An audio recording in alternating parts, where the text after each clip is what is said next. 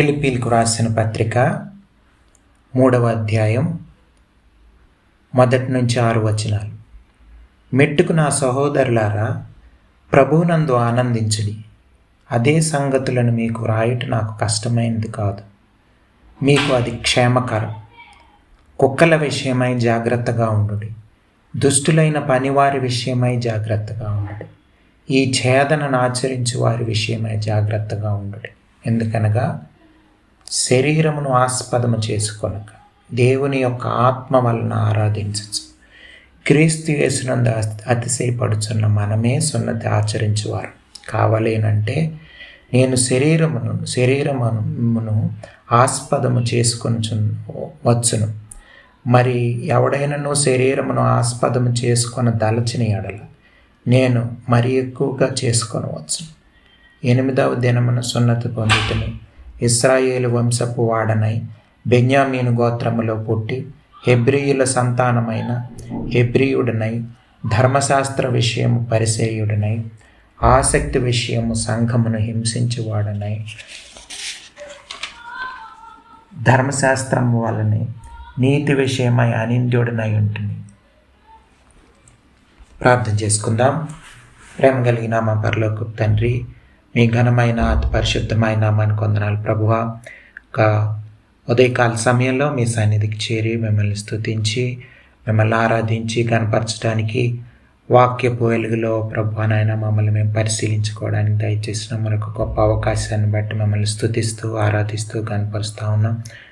మాలో ప్రతి ఒక్కరితో మాట్లాడమని, విన్న ప్రతి ఒక్కరికి మేపై మీ దీవెనలు మీ ఆశీర్వాదాలు కృమ్మరించమని, ప్రభు ఆత్మీయంగా ఎదగడానికి, ప్రభు నాయన నిజమైన క్రైస్తవ జీవితం పట్ల అవగాహన దొరకడానికి సహాయం దయచేయండి. ప్రభు నాయన మిమ్మల్ని స్తుతిస్తూ మిమ్మల్ని ఆరాధిస్తూ కనపరుస్తూ ఉన్నాం. ప్రభు నాయన ఉదయకాల సమయంలో ప్రతి ఒక్కరితో మాట్లాడమని, ప్రభు నాయన విని గ్రహించి లోపడడానికి కావలసిన విశ్వాసం ధైర్యం దయచేయమని ప్రభు నాయన ప్రాధేయపడతా ఉన్నాం.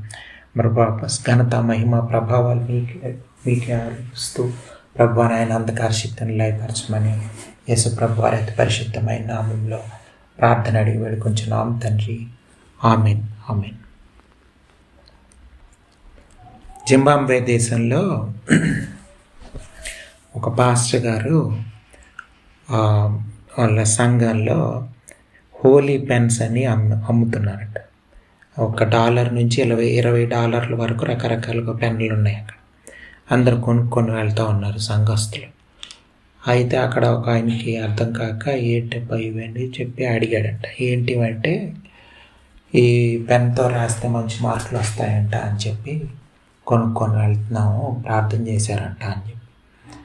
అవునా అని అక్కడ కొనుక్కున్న వాళ్ళని అడిగారంట, మీరు నమ్ముతున్నారా ఇలాగా ఈ పెన్తో రాస్తే మంచి మార్కులు వస్తాయని అంటే, కొంతమందికి మంచి గ్రేడ్లు వచ్చాయని చెప్పారు, సాక్ష్యం చెప్పారు, అందుకని మేము తీసుకెళ్తున్నాము, ఏమో రావచ్చు కదా అని చెప్పి అని అంటే, చూడండి, తప్పుడు బోధలు రకరకాల డిసెప్షన్స్ అనేవి, మోసాలు అనేవి, రకరకాలుగా ప్రజల్ని మోసం చేసేవాళ్ళు ఎక్కువైపోయారు ప్రపంచంలో, లోకంలో, మన దేశంలో, రాష్ట్రంలో. సో చాలా జాగ్రత్తగా బైబిల్ గ్రంథాన్ని అర్థం చేసుకోకపోతే, యేసు ప్రభు వారి జీవితాన్ని, నిజమైన క్రైస్తవ జీవితాన్ని అర్థం చేసుకోకపోతే ఈ చివరి దినాల్లో తప్పిపోయే అవకాశం ఎక్కువగా ఉంది.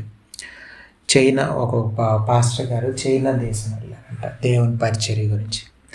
వెళ్ళినప్పుడు అక్కడ ఉన్న హోస్ట్ చేసిన వాళ్ళు, మీరు ఏమన్నా కొనుక్కుంటారా, మార్కెట్కి తీసుకెళ్ళమా అని చెప్పి వాళ్ళని తీసుకెళ్ళారు.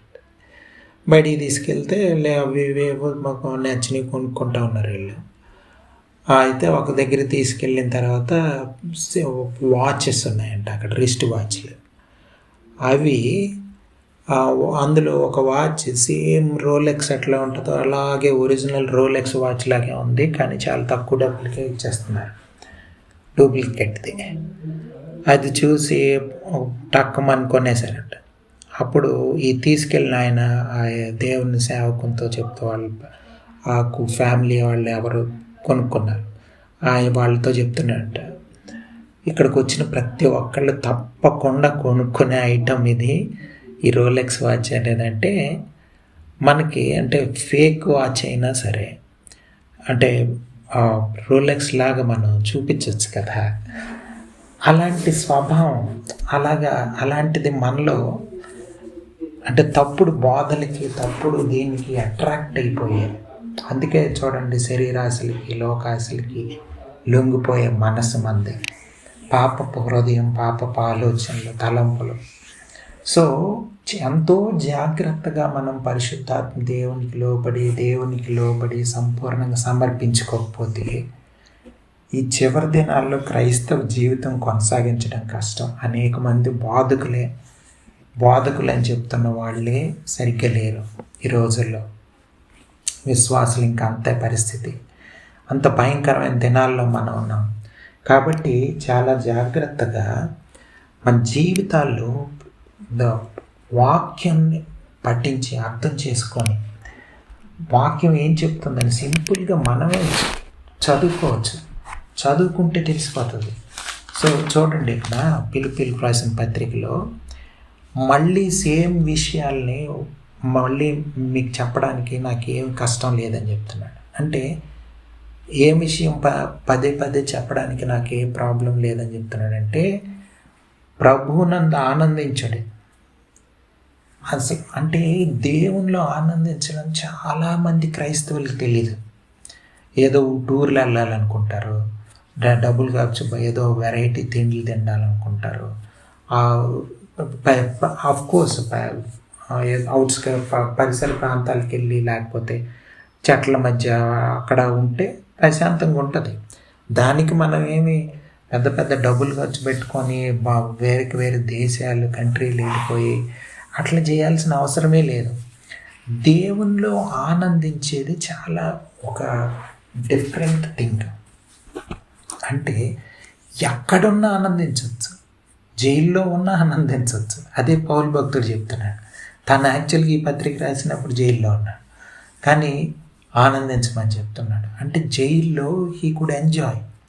అంటే దేవునిలోన ఆ జాయ్ని, ఆ క్రిస్టియన్ జాయ్ని ఈజ్ నాట్ మిస్సింగ్. అంటే తను మిస్ అవ్వట్లేదు అసలు క్రిస్టియన్ జాయ్ని. ఆ జాయ్ అన్నది we should not miss at all. అది అర్థం చేసుకోండి. మనం అంటే ఏదో ఆలోచించి లేకపోతే ఏదో పరిస్థితులు జ్ఞాపకం చేసుకొని లేకపోతే ఏమన్నా ఇది చేసుకొని మనం ఇదైపోయి జాయిన్ కోల్పోతూ ఉంటాం. కానీ అలా కాదు. మనం ఎన్ని కష్టాలలో ఉన్నా, అఫ్కోర్స్ కష్టాలు ఉంటాయి, బాధలు ఉంటాయి, ఇరుకులు ఉంటాయి, ఇబ్బందులు ఉంటాయి, అవి గుర్తొస్తుంటాయి, ఇవి గుర్తొస్తుంటాయి. అయినా సరే we should enjoy the Christian life. ఇది మనం అర్థం చేసుకోవాలి. క్రిస్టియన్ జాయ్ అనేది ప్రభునందు. అందుకనే ఎందుకంటే ఇది ఎన్నిసార్లు అయినా చెప్తాను నేను అంటున్నాడు పౌలు భక్తుడు. ఎన్నిసార్లు అయినా నాకు చెప్పడానికి నాకు ఏ ప్రాబ్లం లేదు. ఎందుకంటే ఇది దట్ మచ్ ఇంపార్టెన్స్ ఉంది దానికి. దేవునిలో ఆనందించలేకపోతే ఇంకా క్రైస్తవుడే కాదు. దేవునిలో ఆనందించలేని క్రైస్తవులు. దేవునిలో ఆనందించడం అంటే ఏదో చూడండి గిటార్లు వాయించో లేకపోతే డ్రమ్ములు వాయించో యవనస్తులు పాపం తెలియక చూడండి వర్షిప్ అనుకొని ఒక సైలెంట్ పాట పాడి ఒక పెద్ద కేకలేసి ఒక పాట పాడి రకరకాలుగా అది వర్షిప్ అనుకొని చుట్టుపక్కల ఉన్న వాళ్ళు కూడా భలే వర్షిప్ లీడ్ చేసామని. వర్షిప్ అంటే అది కాదు, దేవునిలో ఆనందించేది ఉంది. ఇంకా చూడండి 3వ వచనంలో యాక్చువల్గా what it means to be a Christian అన్నది, అసలు క్రైస్తవుడు అంటే ఏంటన్నది ఆ 3 మాటల్లో చెప్పాడు. పౌలు భక్తుడు రాశారు చూడండి. శరీరాన్ని ఆస్పదం చేసుకొనక, అంటే ఫ్లెష్లీ థింగ్స్ కాదు, హ్యూమన్ మైండ్ లేదు క్రైస్తవ జీవితంలో. హ్యూమన్ మైండ్ లేదు, ఫ్లెష్ లేదు, శరీరానుసారమైన జీవితం కాదు. శరీరం మీద ఆధారపడడం అంటే ఏంటి?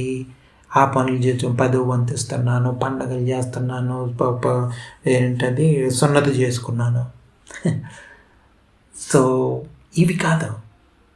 అసలు దీనికి న్యూ కావనెంట్ లైఫ్కి ఏమీ సంబంధం లేదు. దేవుడు యేసు ప్రభు వారు చూపించిన మార్గానికి దీనికి ఏం సంబంధం లేదు. దాని ద్వారా మనం ఏం చేయలేము. ధర్మశాస్త్రం వల్ల వచ్చే నీతి మనల్ని నీతి రాలేదు. ఎందుకంటే ధర్మశాస్త్రాన్ని సంపూర్ణంగా పాటించలేము. ఒకవేళ పాటించాలనుకో ఫర్ ఎగ్జాంపుల్ ధర్మశాస్త్రం పాటిస్తే సరిపోతుంది అనుకుంటే పౌలు భక్తుడే అని చెప్పేసేవాడే.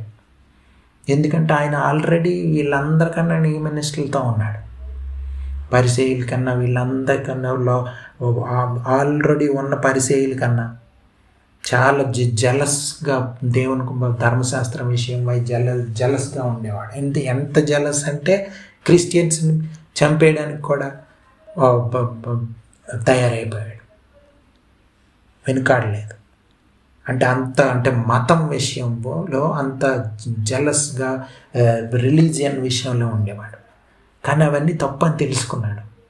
అది కాదు క్రైస్తవ జీవితం అసలు అని తెలుసుకొని యేసు ప్రభు వారి మెస్సయ్యాన్ని అర్థం చేసుకొని చూడండి, శరీరాన్ని ఆస్పదం చేసుకొని దేవుని యొక్క ఆత్మ వలన ఆరాధించు. 3వ వచనం, దేవుని యొక్క ఆత్మ వలన ఆరాధించు క్రీస్తు యేసునందు అతిశయపడుచున్న మనం. అంటే 3 శరీరాన్ని ఆస్పదం చేసుకోకూడదు, 2ది ఆత్మ వలన ఆరాధించాలి, అలాగా దేవుని యందు అతిశయించాలి. దేవుని యందు అతిశయించాలి. మనం చేసే కార్యక్రమం, హలో నేను 10 వంతిస్తాను తెలుసా, హలో చర్చిలోనే నేనే వేయించాను తెలుసా, చర్చిలో మా పాస్టర్ గారు మాట్లాడుతున్న మైక్ ఎవరిదో తెలుసా, హలో అవి కావండి.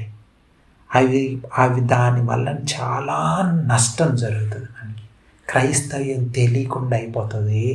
సైతాను మనల్ని ముసిగేసేస్తాడు, ఏం తెలియకుండా చేసేస్తాడు. సున్నతి చేసుకున్నాం తెలుసా, లేకపోతే అట్లా, దానివల్ల ఏం ఉపయోగం లేదు. చూడండి, చాలామంది వరకు నేను దేవుణ్ణి నమ్ముకోకుండా బాప్తిస్మం తీసుకుంటారు. ఆచారాల వల్ల ఏం ఉపయోగం లేదండి. ఆత్మతో సత్యంతో దేవుణ్ణి ఆరాధించాలి, ఆత్మతో ఆరాధించాలి, శరీర కార్యాలు కావు. నేను ఈరోజు బాగా గట్టిగా పెద్ద కేకలేసి పాటలు పాడాను అంటే అయిపోలేదు. అది ఆరాధన అనుకునే వాళ్ళు ఉన్నారు చాలామంది ఈ రోజుల్లో. యవనస్తులు పాపం తెలియక పెద్ద ఈ ఎలక్ట్రిక్ గిటార్లు పెట్టి రాక్ మ్యూజిక్ పెద్ద సౌండ్స్ పెట్టి కేకలేసి అరుస్తూ ఉంటే పాపం వర్షిప్ అనుకునేవాళ్ళు. ఎందుకంటే they want that kind of noisy things అన్నమాట. అంటే బయట సైతాను అలాంటివి కదా ఈ మ్యూజిక్లు అయ్యి అట్లానే ఉన్నాయి లోకంలో. అలాగే దేవునికి దూరం చేసేస్తున్నాడు యవనస్తుల్ని సైతాను. ఆ గిటార్లని ఇవన్నీ ఆడపిల్లల్ని అట్రాక్ట్ చేయటానికో, లేకపోతే ఎందుకు ఫేమ్ పెంచుకోవడానికి, నేను చూడు ఎంత బాగా వాయిస్తానని తన గొప్పతనాన్ని చూపించుకోవడానికి. ఏమవుతుందంటే శరీరాన్ని ఆస్పదం చేసుకుంటే ప్రైడ్ పెరిగిపోతుంది, గర్వం పెరిగిపోతుంది మనకి. నేనంటే ఎవరు అనుకున్నాం, నేను గిటార్ వాయించానంటే, నేను పాటలు పాడానంటే అన్న గర్వం బయటికి కనిపించకపోవచ్చు, బయటికి అంబుల్గా ఉండొచ్చు, కానీ లోపల ఉంటుంది అసలు ఎప్పుడైనా బయటపడుతుంది సడన్గా. ఎవరైనా ఏమన్నా అంటే అప్పుడు బయటపడుతుంది. సో మీ 3 things very very very important అండి. ఆరాధన ఆత్మల వలన జరుగుతుందా, శరీరం వల్ల జరుగుతుందా? ఆలోచించుకోవాలి. పరిశుద్ధ ఆత్మ దేవుని ప్రేరేపణతో రావాలి. చూడండి, యేసు ప్రభు వారు ఫాస్టింగ్ ప్రేయర్ గురించి చెప్పేటప్పుడు పరిశీలాగా వాళ్ళలాగా మీరు తెలిసేటట్లు ఫాస్టింగ్ చేయకూడదు, అట్లా రహస్యంగా చేయాలి. ఫాస్టింగ్ చేస్తున్నట్లు కూడా తెలియదు, నీ తండ్రికి నీకే తెలియాలి అని యేసు ప్రభు వారి శిష్యులకు చెప్పారు మత్తయి సువార్తలో. ఎందుకు చెప్పారు అని అంటే, క్రిస్టియన్ లైఫ్ అనేది యేసు ప్రభు వారికి మనకి మధ్య ఉన్న వ్యక్తిగతమైన సంబంధంతో కూడింది. దానికి పరిశుద్ధాత్మ దేవుని యొక్క సహకారం కావాలి. ఆ ప్రేరేపణ ఉండాలి ప్రతి దానికి. ఫాస్టింగ్ ప్రేయరా, నువ్వేమన్నా మన గివింగా అంటే ఎవరికైనా మనం ఇచ్చినప్పుడు, కానుకలు ఇచ్చేటప్పుడు, ఆఫరింగ్స్ ఇచ్చేటప్పుడు మనం అది కూడా దేవుని ప్రేరేపణతో ఇవ్వాలి. ఇష్టం వచ్చినట్టు చూడండి, ఎవరైనా కష్టాలు ఉంటే జాలిపడి మనం పోనీ అయ్యో పాపం అని ఇస్తాం. అట్లా కాదు, దేవుని చేత ప్రేరేపించబడే వాళ్ళు. అంటే చూడండి, ఒక్కొక్కసారి మనం డబ్బులు ఇస్తాం, వాళ్ళు థ్యాంక్స్ చెప్పలేదు అనుకోండి, ఫీల్ అయిపోతాం. ఎందుకంటే కనీసం థ్యాంక్స్ కూడా చెప్పలేదు. ఎందుకంటే అది మనం ఇచ్చాం, దేవుడు ఇమ్మనలేదు. ఒకవేళ దేవుడు ఇమ్మన్నాడు అనుకోండి, అంటే అసలు ఫస్ట్ ఆఫ్ ఆల్ చూడండి, దేవుడు మనకి డబ్బులు ఇమ్మనే స్టేజ్ రావాలంటే ఫస్ట్ ఆఫ్ ఆల్ దేవునితో ఒక ర్యాపో ఉండాలి. మీకు అర్థమవుతుంది కదా. దేవుని స్వరం తెలుసుకోగలగాలి, దేవుని చిత్తం అర్థం చేసుకోగలగాలి, దేవునితో ఒక సంబంధం ఏర్పడాలి, మారు మనసు పొందాలి. ఫస్ట్ మారు మనసు పొందిన తర్వాత దేవునితో సంబంధం ఏర్పడుతూ ఉన్నప్పుడు దేవుని స్వరం వినగలిగే ఇది దేవుడు కెపాసిటీ దేవుడు ఇస్తాడు. అప్పుడు దేవుడు ఎవరికి ఇవ్వమంటే వాళ్ళకి, ఎంత ఇవ్వమంటే అంత ఇవ్వగల దేవుడు అటువంటి స్పిరిట్ ఇస్తాడు. అది నిజమైన గివింగ్. ఫాస్టింగ్ ప్రేయర్ కూడా నేను ప్రతి గురువారం నేను ఫాస్టింగ్ ప్రేయర్ చేస్తాను. చూడండి, కొన్ని సంఘాల్లో వాటిలో ప్రతి శుక్రవారం ఈ టైం నుంచి ఈ టైం వరకు ఉపవాస ప్రార్థన అంటారు. అలాగా ఒక రూల్స్ అండ్ రెగ్యులేషన్స్తో చేసేది కాదు ఫాస్టింగ్ ప్రేయర్ అనేది. కోర్స్ మీరు కావాలంటే చేసుకోండి, కావాలంటలేదు, కానీ దానివల్ల ఏమీ ఉపయోగం లేదు. ఫాస్టింగ్ ప్రేయర్ అనేది మన పాపం గురించి పశ్చాత్తాపడినప్పుడు మనం ఆటోమేటిక్గా తిండి మానేసి దేవుని సన్నిధిలో గోజాడి, నాయన నన్ను క్షమించి ఇక మీదటి పాపపు రోజులో ఉండను, మార్చుకుంటానని దేవుని సన్నిధి. కానీ మనం ఏం చేస్తాం, ఫాస్టింగ్ ప్రేయర్ చేసి మా అబ్బాయికి ఎంసెట్ ర్యాంక్ ఇవ్వు, మా అబ్బాయికి అక్కడ సీట్ ఇవ్వు, ఇక్కడ సీట్ ఇవ్వు, లేకపోతే నాకు పెళ్లి చేయు, లేకపోతే నాకు ఆరోగ్యం బాగాలేదు, లేకపోతే పిల్లలు లేరు, లేకపోతే ఆర్థిక ఇబ్బందులన్నీ తీర్చేయి, ఇలాంటి వాటి కోసం ప్రార్థనలు చేస్తాం. కానీ నా పరిస్థితి బాగాలేదు, పాపం విషయమై నేను సరిగ్గా లేను, మార్చుకోవాలి, దేవునిలో జీవించాలి, ఇటువంటి వాటి విషయం ఫాస్టింగ్ ప్రేయర్ ఎవరు చేస్తారా? చేయరు అసలు. మీరు ప్రేయర్ పాయింట్లు అడిగినప్పుడే తెలిసిపోతుంది మీకు. అంటే ఎంత భయంకరంగా మోసపోతున్నామో క్రైస్తవులను చూడండి. ఒక రకమైన వేరే క్రైస్తవ జీవితానికి అలవాటు పడిపోయింది క్రైస్తవ్యం. వేరే అంటే ఆల్టర్నేటివ్ క్రిస్టియానిటీకి అలవాటు పడిపోయింది. క్రిస్టియానిటీ కాని ఒక క్రిస్టియానిటీకి, యేసు ప్రభు వారికి కాని ఒక యేసు ప్రభు వారికి అలవాటు పడిపోయింది క్రైస్తవ లోకం. ఈ రోజుల్లో చాలామంది, అనేక మంది లావిష్ కార్స్లో తిరిగి, కాస్ట్లీ డ్రెస్సులు వేసుకొని తిరిగి యేసు ప్రభు వారి సేవకులు అని చెప్పుకునే వాళ్ళు ఉన్నారు. మినిమమ్ బైబిల్లో మనం చూస్తే తెలిసిపోతుంది యేసు ప్రభు వారికి ఈయనకేం సంబంధం లేదని. కానీ చాలామందికి అర్థం కాదు. ఎందుకంటే ఎవరికి కూడా నిజమైన క్రైస్తవ జీవితం తెలుసుకోవాలన్నది లేదు. అందుకని ప్రజలకి అనుగుణంగా సువార్త తయారు చేసేసారు, ప్రజలకు అనుగుణంగా క్రైస్తవ్యం తయారు చేసేసారు, ప్రజలకు అనుగుణంగా కార్యక్రమాలు పెట్టేస్తున్నారు చర్చిల్లో, ప్రజలకు అనుగుణంగా దేవునికి లోబడే సంఘాలు, దేవునికి లోబడే వ్యక్తులు, కుటుంబాలు ఎక్కడున్నాయి? ఆలోచించుకోండి క్రైస్తవులారా, మారాల్సిన అవసరం ఉంది. చివరి దినాల్లో మారకపోతే దేవుని రాకడ సమయం దగ్గర అవుతుంది. మార్చుకోకపోతే, నిజమైన క్రైస్తవ జీవితం తెలియకపోతే ఎంత భయంకరమో ఆలోచించుకోండి. ఆత్మ వలన ఆరాధన జరగాలి. Music should not replace holy spirit. చూడండి, పరిశుద్ధాత్మ దేవుణ్ణి ఈ యొక్క వాయిద్యాలు చేయకూడదు, రీప్లేస్ చేయకూడదు. సో చూడండి, పరిశుద్ధాత్మ దేవుని ద్వారా ఆరాధన జరగాలి. క్రీస్తు యేసునందు అతిశయపడాలి. కానీ మనం ఎవరి మీద అతిశయపడి నేనేం చదువుకున్నానో తెలుసా, ఎంత ఆస్తుందో తెలుసా, చర్చిలో నాకు ఎంతమంది ఫ్యాన్స్ ఉన్నారో తెలుసా, గ్రూప్ ఉందో తెలుసా, లేకపోతే రకరకాల చర్చిలో నేను ఎవరో తెలుసా, ఎల్డర్, లేకపోతే పాస్టర్, లేకపోతే ఇది అది, నేను బైబిల్ ఇన్నిసార్లు చదివాను రకరకాలుగా బోస్ట్ చేసుకునేవాళ్ళు. మత్తయి సువార్త 7:21 మనం చాలాసార్లు చదువుతాం కదా.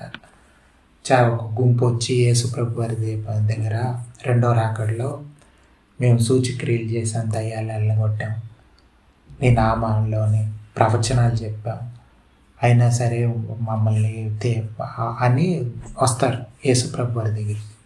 మీరెవరో నాకు తెలియదు అనేస్తారు యేసు ప్రభు వారు. అంటే అర్థం ఏంటి? వాళ్ళంతా ఇదే గ్రూపు, శరీరాన్ని ఆస్పదం చేసుకున్నారు. పరిశుద్ధాత్మ దేవుని ప్రేరేపణే లేదు వాళ్ళకి. అంటే ఫస్ట్ ఆఫ్ ఆల్ నిజమైన దేవునితో రిలేషన్షిప్పే లేదు. యేసు ప్రభు వారి దగ్గరికి తల్లిదండ్రులు, సహోదరులు వచ్చినప్పుడు ఒకసారి యేసు ప్రభు వారి శిష్యులతో సహా పరిచర్యలో ఉంటున్నప్పుడు వాళ్ళు యేసు ప్రభు వారిని చూడడానికి వస్తే యేసు ప్రభు వారు ఒక మాట అంటారు, అందరూ నా సహోదరులు కాదు, దేవుని చిత్తం చేసేవాళ్ళే నా సహోదరులు. అంటే యేసు ప్రభు వారితో రిలేషన్షిప్ ఉండాలంటే దేవుని చిత్తం చేయాలి, లేకపోతే రిలేషన్షిప్ లేదు. మనం ఊరకనే ప్రతి వారం వెళ్ళి ఆఫరింగ్ చేసి నాకు యేసు ప్రభు వారితో రిలేషన్షిప్ ఉంది, నేను ప్రతిసారి చర్చికి వెళ్తాను, ఆఫరింగ్ వేస్తాను, ప్రార్థన చేస్తాను, వస్తాను అంటే కుదరదు. దేవుని చిత్తం చేస్తేనే దేవునితో రిలేషన్షిప్ ఉంటుంది. ఆఫరింగ్లు వేసినా వేయకపోయినా అవి కాదు ముఖ్యం, దేవునితో రిలేషన్షిప్ ఉండాలి. అప్పుడు దేవుని ప్రేరేపణలో ఆఫరింగ్ వేయాలి. ఎవరు పడితే వాళ్ళు దేవుని కానుకలు వేసేస్తే అది దేవునికి చెందదు. అది దానివల్ల మీకు నష్టం, ఇంకా మీకేం లాభం జరగదు. మారు మనసు పొంది అప్పుడు ఆఫరింగ్లు వేయాలి. ఊరికనే ఆఫరింగ్లు వేయడం కాదు, దేవునిలో అతిశయపడాలి.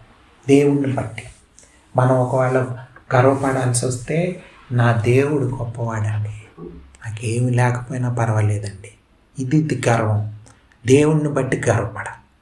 అంతేగాని వాళ్ళు నేను ఎంత డబ్బులు ఉన్నాయి, నాకు ఎన్ని కార్లు ఉన్నాయి, ల్యాండ్లు ఉన్నాయి అంటే కుదరదు.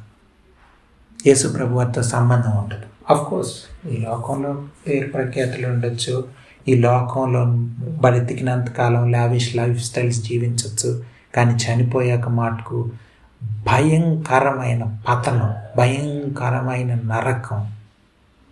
చాలామందికి తెలియట్లేదు, వాళ్ళకి చాలా ఈజీగా తీసుకుంటున్నారు ఈ రోజుల్లో. దేవుని సేవకులు అనబడే వాళ్ళు, లేకపోతే పెద్ద ఏమండి లక్షలు ఖరీదు చేసే కార్లు, లావిష్ లైఫ్ స్టైల్స్, డ్రెస్సెస్, లేకపోతే అవి ఇవి. అబ్బా ఎంత ఘోరంగా ఉందంటే క్రైస్తవం అంత మోసంలో ఉంది. కానీ మనం జాగ్రత్తగా మనం ఆలోచించుకొని మనము ఆ విధంగా ఉండకూడదు అన్నది మనం అర్థం చేసుకోవాలి. చూడండి పౌలు భక్తుడు ఏం చెప్తున్నాడంటే, ఒకవేళ కావాలి అంటే నేను శరీరమును ఆస్పదం చేసుకొని వచ్చును, మరి ఎవడైనను శరీరం ఆస్పదం చేసుకొని దలచిన ఎడల నేను ఇంకా మరెక్కువగా చేసుకొని వచ్చును. 8వ దినమున సున్నతి పొందాను. సున్నతి పొందాలి. ఎందుకంటే వీళ్ళని కుక్కలను తిడతా ఉన్నాడు. కుక్కలు ఎవరు? సంఘాలని పాడు చేసేస్తున్నారు తప్పుడు బోధలు తీసుకొచ్చి. ఈ రోజుల్లో కూడా ఎవరైతే తప్పుడు బోధకులు ఉన్నారో, ఎవరైతే తప్పుడు బోధలు చేస్తున్నారో, సంఘాలని పాడు చేస్తున్నారో, యేసు ప్రభు వారి సంఘాలని, యేసు ప్రభు వారికి చెందిన సంఘాల్లో వీళ్ళ సంఘం అనుకొని వీళ్ళ పేర్లు పెట్టుకొని చేస్తున్నారో, వాళ్ళని బైబిల్ గ్రంథం ఎలా తిడుతుందో తెలుసా? కుక్కలు. ఎందుకంటే కుక్క గురించి అంటే కొంచెం ఒక వైల్డ్ యానిమల్ లాగా, లేకపోతే కక్కేసి తను మళ్ళీ తినేయడం, ఇలాంటి బిహేవియర్. అంటే కుక్క ఒక హైజీన్ యానిమల్గా బైబిల్లో ఉండదు, అంటే ఒక వైల్డ్ డాగ్ లాగా. అంటే హ్యూమన్ నేచర్ లేదు, మనిషిలాగే బ్రతకట్లేదు ఈ ఈ తప్పుడు బోధకులు. క్రైస్తవులని చెప్పుకుంటూ మీరు క్రైస్తవులని చెప్పుకోకుండా అట్లా బ్రతికితే అందుకే యేసు ప్రభు వారు ఏమన్నారంటే వెచ్చగా ఉండు, లేకపోతే చల్లగా ఉండు, అంతేగాని నులివెచ్చగా ఉంటుంది. అంటే అర్థం ఏంటి? యువతల భక్తిపరుడిలాగా, యువతలు చూస్తేనేమో అన్యుల్లాగా, వేషాలు అన్నీ చూస్తేనేమో అన్యులు, యువతలు చూస్తే ప్రసంగాలు ఇవి. చూసారా? చాలా అంటే ఎంత మోసం, హిపోక్రసీ రన్ అవుతుందో క్రైస్తవ్యంలో, చాలా భయంకరంగా. దానికి వాళ్ళ లక్షల మంది వాళ్ళ మెసేజ్లు వినేవాళ్ళు, లేకపోతే ఆ చర్చిలకి వెళ్ళి డబ్బులు ఇచ్చేసేవాళ్ళు పాపం తెలియక. వాళ్ళంతా డబ్బులు వాళ్ళు ఇవ్వగానే వాళ్ళు పొగుడుతారు, వాళ్ళకి బర్త్డే రోజు గ్రీటింగ్లు పంపిస్తారు, పూలు పంపిస్తారు, కేకులు పంపిస్తారు, అబ్బా అనుకొని మురిసిపోతారు. అంటే ప్రజలకి ఏం కావాలో, ఎలాగ ప్రజల్ని మోసం చేయాలన్నది, అటువంటి మోసాలు చర్చిలో కార్యక్రమాలు. ఇప్పుడు చర్చిల్లో కార్యక్రమాలు ఏంటంటే ప్రజల్ని మోసం చేసేవి. అలాగైతే ఎక్కువ మంది వస్తారు కదా అని చర్చిల్లో కేకులు కట్ చేయడం, బర్త్డే పార్టీలు చేయడం ఈ మధ్య ఎక్కువ అయిపోయింది. ఎవరు పడితే వాళ్ళే చర్చిలో కేకులు కట్ చేయడం, ఇక్కడ లేనిపోని ఒక ఆచారాలు, ఏవో ఫంక్షన్లు అంటాం. చాలా చాలా భయంకరమైన దినాల్లో మనం ఉన్నాం, అర్థం చేసుకోవాలి, చాలా కేర్ఫుల్గా ఉండాలి. చూడండి ఎలా చెప్తున్నారంటే 2వ వచనం, కుక్కల విషయమై జాగ్రత్తగా ఉండండి, దుష్టులైన పనివారి విషయం. అంటే సంఘాల్లో పరిచారకుల్లాగే ఉంటారు, చాలా దుష్టులు వాళ్ళు, వాళ్ళ విషయం జాగ్రత్తగా ఉండండి. ఆ తర్వాత వాళ్ళు బయటికి ఒకలాగా లోపల కుటుంబాలు వాళ్ళ వేషాలు చూస్తే ఇళ్లల్లో సరిగ్గా ఉండరు, కానీ చర్చిల్లో ఎల్డర్స్. చూడండి వీళ్ళు దుష్టులైన పనివారు. ఆ తర్వాత ఈ ఛేదనను ఆచరించే వారి విషయమై జాగ్రత్తగా ఉండు. అంటే ఈ సున్నతి పొందాలని, మేము సున్నతి పొందుతున్నాం, మీరు సున్నతి పొందండి, మెయిన్ జుడాయర్స్ అనేది వాళ్ళు. అంటే యూదులే క్రైస్తవులుగా మారిపోయినారు చాలామంది అప్పుడు మొదటి శతాబ్దంలో. మారిన వాళ్ళు సరిగ్గా ఉండకుండా మారిపోయి అన్యుల్ని మీరు కూడా సున్నతి పొందాలని సంఘాల్లో ఒక పెట్టి మళ్ళీ ధర్మశాస్త్రం వైపు వాళ్ళని లాక్కెళ్ళిపోవడానికి మోసపూరితమైనటువంటి జనాంగం. వీళ్ళని దేవుడే, పరిశుద్ధాత్మ దేవుడే చూడండి ఇటువంటి మాట రాయించాడు పౌలు భక్తునితో, కుక్కల వాళ్ళని. సో బివేర్ ఆఫ్ డాగ్స్, చాలా జాగ్రత్తగా ఉండాలి. 8వ దినం సున్నతి పొందాను, ఎబ్రియుడిని, ఇవన్నీ పౌలు భక్తులు చెప్తున్నాడు. ధర్మశాస్త్రం వల్ల ఒకవేళ నీతి వస్తుంది అనుకుంటే అందులో నేను అసలు అనింద్యుడిని మీతో కంపేర్ చేసుకుంటే, పరిసయ్యులతో వాళ్ళతో మిగతా పరిసయ్యులతో కంపేర్ చేసుకుంటే. కానీ అది కాదు క్రైస్తవ జీవితం, అది కాదు క్రైస్తవ జీవితం, ఆత్మానుసారమైన జీవితం క్రైస్తవ జీవితం. ఇది మనం అర్థం చేసుకోవాలి. చివరి దినాలు ఎలా ఉంటాయన్నది మనం ఇంతకుముందు కూడా చాలాసార్లు చూసాము. మీరు చూడండి, తిమోతికి రాసిన 2వ పత్రిక 4వ అధ్యాయం 3వ వచనం చదువుతాం. చూడండి, ఎందుకనగా జనులు హితబాధను సహింపరు. చివరి దినాల్లో మంచి బాధ చేయండి, వాళ్ళకి ఇష్టం ఉండదు. ఈ రోజుల్లో ఇలాగే ఉంది, మీరు మంచి బాధ చేయండి, ఇష్టం ఉండదు, పడుకుంటారు, ఆవలిస్తుంటారు. దురద చెవులు గలవారే స్వకీయ దురాశలకు అనుకూలమైన బోధకులను తమ కొరకు పోగు చేసుకుంటారు. ఆహా, చూడండి ఎంతంటే బోధకులనే వాళ్ళే తయారు చేసుకొని ఇమోషనల్ స్టోరీస్ చెప్పి ఏడ్పించేవాళ్ళు, బాగా పగలబడి నవ్వించే చెత్త జోకులు చెప్పి నవ్వించే వాళ్ళని పోగు చేసుకొని వాళ్ళని పిలిపించుకొని వాకింగ్ చెప్పించుకుంటుంటారు. ఆహా, ఎంత సేమ్ జరుగుతుంది ఈ రోజుల్లో, సేమ్ అది పరిస్థితి. So we should be very very careful about these dogs. So కాబట్టి ఇలాగ చేసేవాళ్ళని దుష్టుల విషయమై చాలా జాగ్రత్తగా ఉండాలి. నిజమైన క్రైస్తవుడు అనేవాడు ఆత్మచేత నడిపించబడాలి, ఆత్మచేత ఆరాధించాలి, ఆత్మతో సత్యంతో ఆరాధించాలి. శరీరాన్ని ఆస్పదం చేసుకోకూడదు. దేవుని విషయమై అతిశయించాలి, మన విషయమై అతిశయించకూడదు, మనం చేసిన కార్యక్రమాల విషయమై అతిశయించకూడదు. ప్రార్థన చేసుకుందాం. ప్రేమ కలిగిన మా పరలోకపు తండ్రి, మీ ఘనమైన నామానికి వందనాలు. ప్రభువా, ఉదయకాల సమయంలో మరొకసారి మాతో మాట్లాడినందుకు మమ్మల్ని స్తుతిస్తూ ఆరాధిస్తూ వాక్యాన్ని భద్రపరచమని మీ ప్రభువానైనా మీ మాటలను బట్టి మిమ్మల్ని స్తుతిస్తూ ఉన్నాం. ప్రభువానైనా అంధకార శక్తిని లయపరచండి. యేసు ప్రభువారి అతి పరిశుద్ధమైన నామంలో ప్రార్థన అడిగి వేడుకుంటున్నాం తండ్రి. ఆమేన్.